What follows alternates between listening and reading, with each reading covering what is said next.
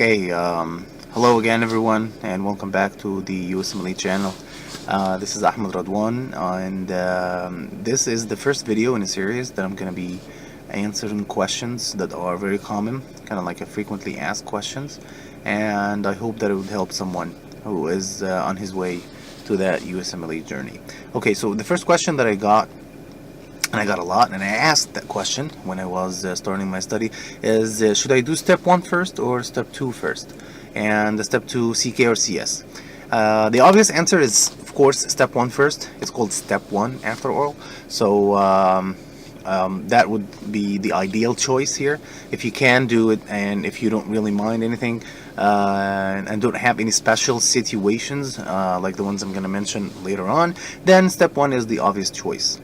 It builds your basic knowledge first, and it makes you familiar with a lot of things that you're going to study in the step 2, and also it will make your internal medicine a whole lot easier. So that's it. And most people who do step 1 first and then step 2, they get really good scores. So that's the first part of the answer here. But this does not tell the whole story here. Sometimes people who are like me, who did the USMLE right after they have done medical school, they would have a lot of clinical knowledge still fresh in their minds. So it could be something that is logical to do a step 2 CK first, and just get rid of it, and then focus on step 1. And obviously, if you do step 2, it's going to help a little bit in step 1, but not really as much as step 1 would help in step 2. So this could be a really good option. Also, it can help in some regard to some people who are applying for Hamad Medical Institute. I believe they require now step 1 and the step 2 CS, the whole USMLE package. But I think that they kind of like excluded that this year and last year, so that would make sense. And also it is risk free to do the step 2, as if you get a good score and you don't want to continue. Some countries, they would accept the step 2. Most Arab countries, or the Khalij, if people from the Arab world would understand me more. And so that would be a good idea here.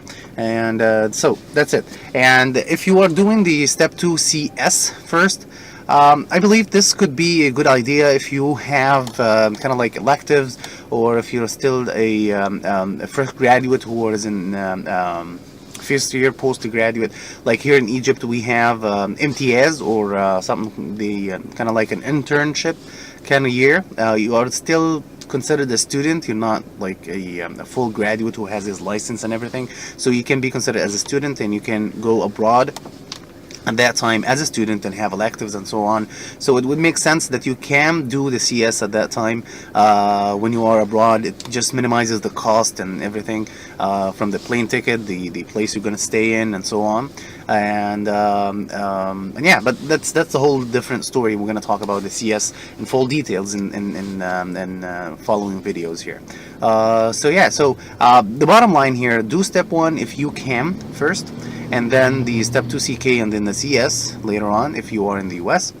But if you do have a special situation, such as the one I mentioned for the step 2 CK, if you are just a fresh graduate who would like to use the knowledge that you just gained, and you still have fresh in your mind, and you don't want to work really hard for the step 1, then you can start the step 2 first, and then do whatever you want later on.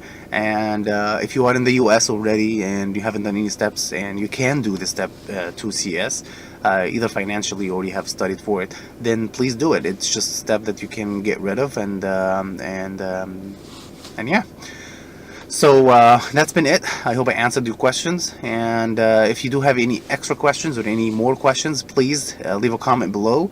I'll be happy to answer them in the next video. Alright, that's been Ahmed Radwan, and I'll catch you later. Bye bye.